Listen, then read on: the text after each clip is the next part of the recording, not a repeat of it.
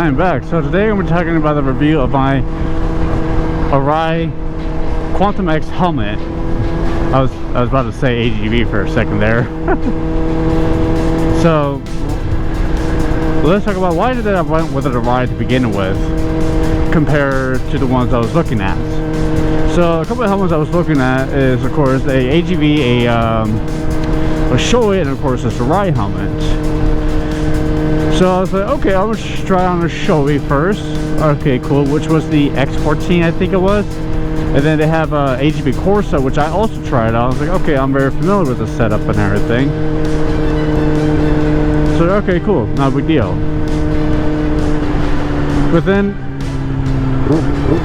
at first I wasn't really too interested in the Arai, but I always heard good things about them. And so I was like, you know what, it's worth at least for me to look at it. And when I did, it was odd because I never felt a helmet like this before. Of course, so what I mean by that exactly, I meant like, okay, so this is actually a really nice helmet to actually hold in your hand. So then I was like looking at the liner of the helmet, and I was like, I was feeling it and everything, and I was like, wow, this is plush. This is really nice. And I know Arai helmets are handmade in Japan. It's like, wow, this actually feels nice. And so when I put it on my head, I realized something. This is the nicest helmet I ever put on my face before, or that I ever tried on before. The nicest one I ever tried on before. I couldn't believe it for myself. I was like, wow, this is really amazing. This feels so nice. And it fits really well for me too. So then I was debating, like, should I go with the Shoei or the AGV? But then I was like, man, there's a ride. It's very comfortable. Another thing is that it's really great for daily use, as I also heard from Arai. People who have the Arai helmets, it's great for daily use as well. Unlike AGV, where it's like either the AGV or the Shoei X14, where sometimes it can be kind of a bother. And I do want to get like a premium helmet. I was looking for a premium helmet. So that's another reason why I got an Arai. The biggest reason is because this helmet has like 9 vents to it. So let me see, hold up, let me see, what's it? 1, 2, 3, 4, 5, 6, 7, 8, 9. Yeah, 9 vents. So just feeling the helmet, wearing the helmet, it just feels so nice. So I was like, you know what, I'm gonna put a plug in this thing, I'm gonna get it. And that's what I ended up getting. And I ended up loving it a lot more than I ever expected. Now of course, I like to ride my bike on a daily basis, and over here in Arizona, it's just like, it gets crazy hot a lot of times. Hell, it can still get 100 degrees during the winter time. So it gives you like a good idea how hot it gets over here. I am not joking, it literally gets 100 degrees over here winter times. So ever since I got the helmet, I get to play with it a little bit better. And what's interesting is that a couple of things that you may or may not like. For me, it's not a big deal. First of all, for the very front air vent right here on the face of the helmet, it's a 3-way. So of course you got closed, halfway open, and fully open.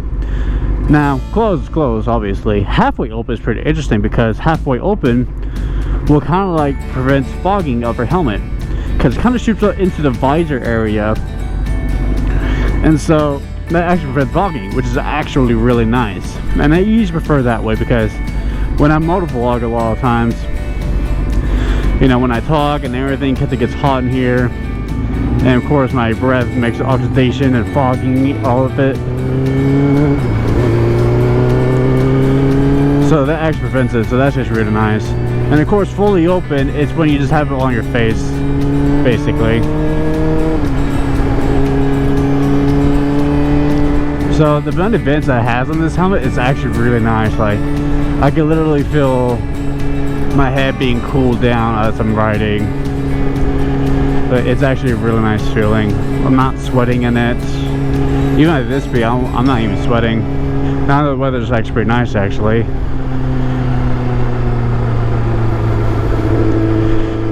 But even hotter to climate, it's still pretty nice, actually. I'm not sweating in it that much.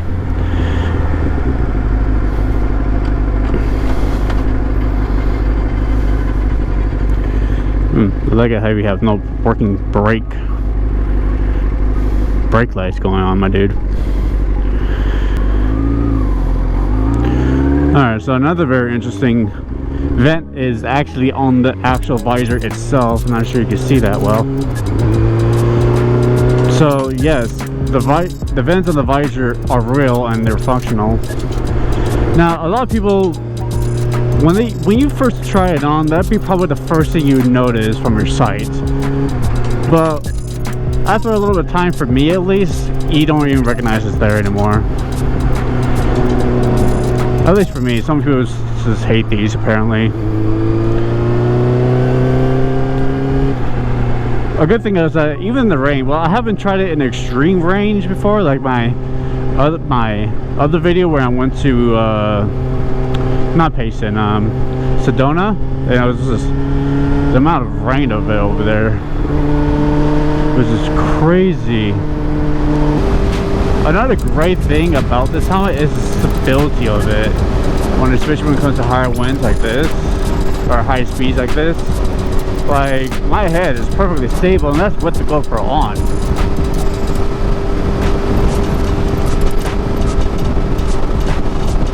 Like, yeah, you can go in a tuck position, but it feels the same, honestly. Well, you can never tell the difference, yeah, but like, I literally had to go 100 miles an hour. Wow, it's windy.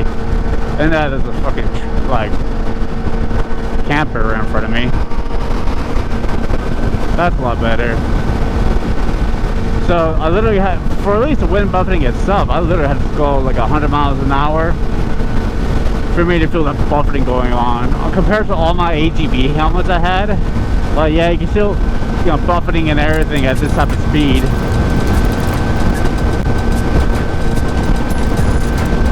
Well, this one is actually really nice and stable, which I really like a lot. And right now, I can feel all of that vent hose coming through, the air coming in, and the cold air coming in, and the hot air coming out. I can feel all of that going in my head, which is actually really nice. I like that a lot. Oh, rain. Oh, I just did this bike too. Overall, I love this helmet. Now, it is Snell certified. Unlike AGV, because this is mostly compared to AGV, because I used to have an AGV before, and you know, AGV are EC certified. This is Snell certified. Now I do know that the construction of the actual helmet itself is made of fiberglass, so you know that's pretty much a lot from there alone. So with my old helmet, I'm able to like flex it back and forth by bending it and everything, kinda. With this helmet, I cannot do that at all. Like, this is a solid helmet, like shit, even I can't do anything about it.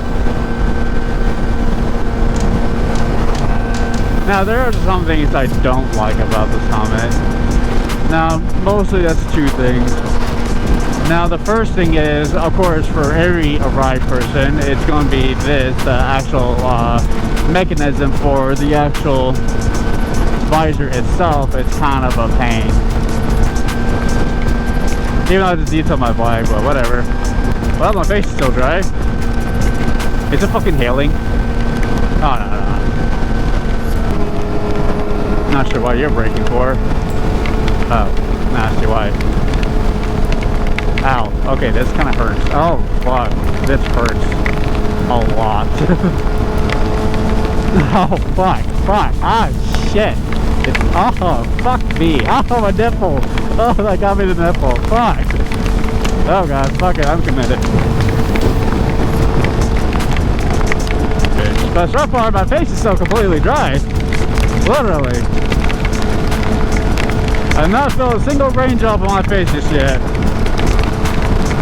And I have all the vents open as well. Oh god, this actually might be dangerous. Another thing I don't like about this helmet, and the most important thing, is that, well,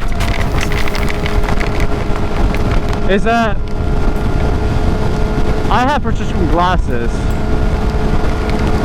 And so a lot of times the glasses would literally just wants to fall off the face. So I always have to readjust my glasses in my face all the time. And that's real annoying, kind of dangerous too, honestly. With all my other helmets, I never had this problem before. Until, you know, with this helmet. So that's a big downside. But it's a good thing I am planning to go with a contact lenses pretty soon. So at least that will help a lot.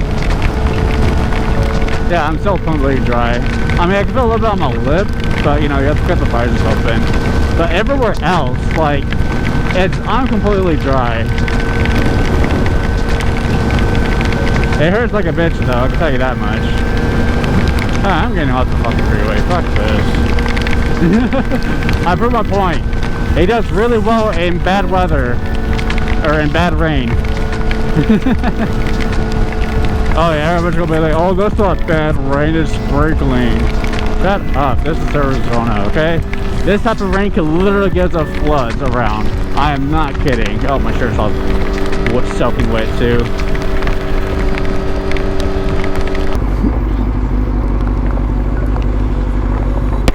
Now, of course, oh yeah, I forgot to mention. Now, of course, with the visor, it's not too much of a big deal once you get it. You know, once you actually got it.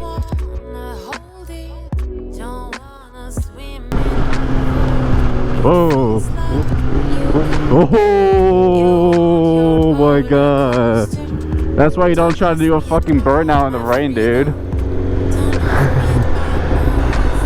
Oh, it's a kid too. Well, it happens to everybody. Well, not to everybody.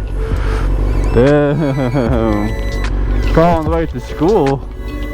You good? Yeah, they're fine. Well, you're gonna need an alignment after that. Damn. Yeah, this should be okay. Where are you coming from?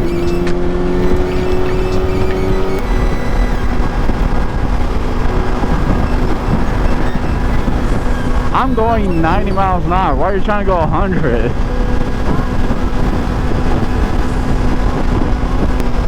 It was funny actually because me, Amy got into like a not like an argument, but like,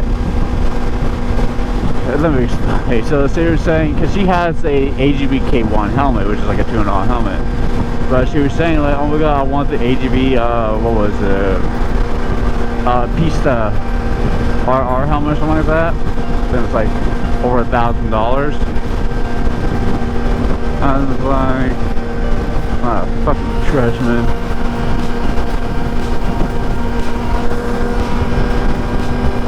That's better.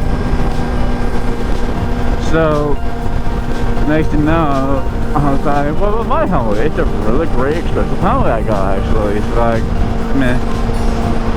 It's like, well, you don't like my helmet? She's like, no, it's ugly. I was like, what? This is the best helmet. It's like one of the best helmets out there. Well, it's not. And she said, well, where's your premium $1,000 helmet? I was like, it's sitting right there, Amy. This cost me about $800. Where's your premium helmet? It says one that has a $200 ATV helmet. And she kind of like shut up there for him. Just shut up and everything. I was like, that's what I thought. Oh.